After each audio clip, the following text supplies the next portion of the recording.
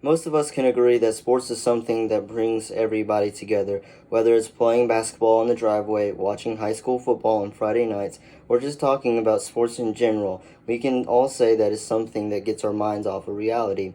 The love of the game and amateur sports could be put on the line if we decide to get money involved in it. That is why if you love college sports and want to keep its integrity, we should not pay college athletes. The topic of whether or not we should pay college athletes has been around for some time now.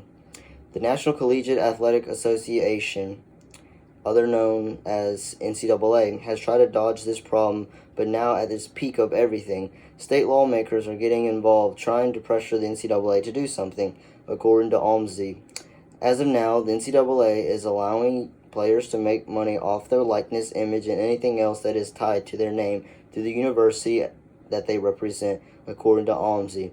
The NCAA is also a non-profit organization that made over $1 billion last year, according to Leach.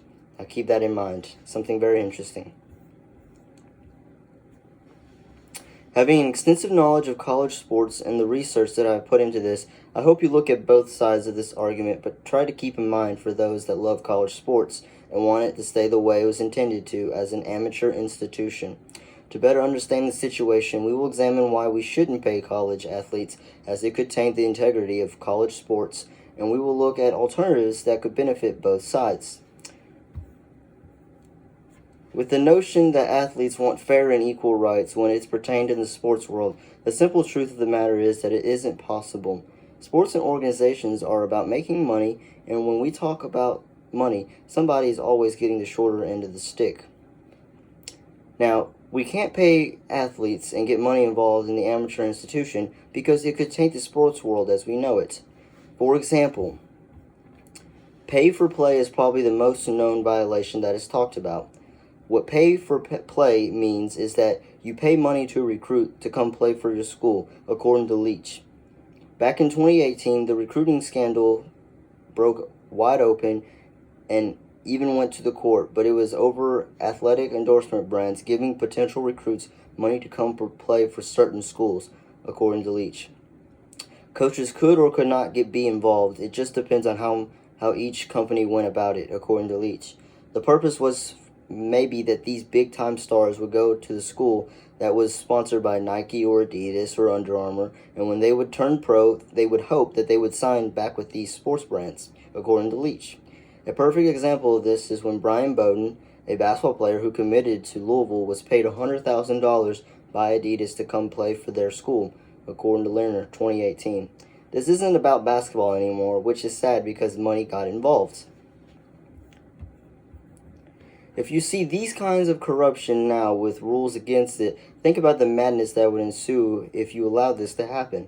College sports would be just about playing because you love the game. It's now becoming the love of money. There's plenty of time for that when you turn pro, but college sports should not be messed with like that. Another reason we shouldn't pay college athletes is if you pay college athletes, then college sports wouldn't be about sports anymore. It would turn to more problems that needs answers. If we pay athletes instead of scholarships, then we would have to start paying taxes on salaries that they earn, and depending on how big the star is, it could be taxed to death, according to Rivera, 2018. How will we pay these college athletes? Is there a scale on how much each person could make? You could open a can of worms that could create more uncertainty. So there's just too many problems that you can open when you have this decision.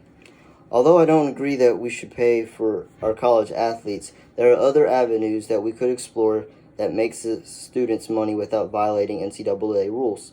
For example, potential solutions to the problem is that we make sure our student athletes are fully taken care of and make sure that they have a reasonable allowance to buy whatever.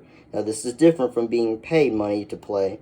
This will just be a certain set amount less than $5,000 so they could have spending money to buy food, snacks, or whatever entertainment that they need. So the university should make sure that their student athletes are taken care of. An example of what not to do is in 2014, University of Connecticut, Shabazz Napier gave an interview a day after the National Basketball Championship and said that some nights that he would go hungry simply because he couldn't afford it, according to Leach. Hearing that a basketball star went hungry just brings you to reality that these people are humans and they deserve to be taken care of if they represent your school and bring lots of money in, including a championship. So, what we can do is student athletes should receive a monthly allowance to spend on whatever meets their needs. So the NCAA is allowing universities to give athletes stipends that gives them spare cash in their pockets to buy food, snacks, and whatever else that they need, according to Isidore 2015.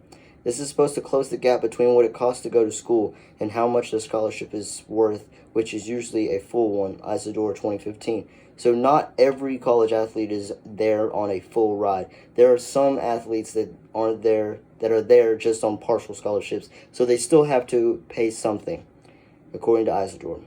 So the range of the money given is around $2,000 to $5,000, just depending on the university and how much money the NCAA is willing to give to those schools to hand out to athletes, according to Isidore 2015.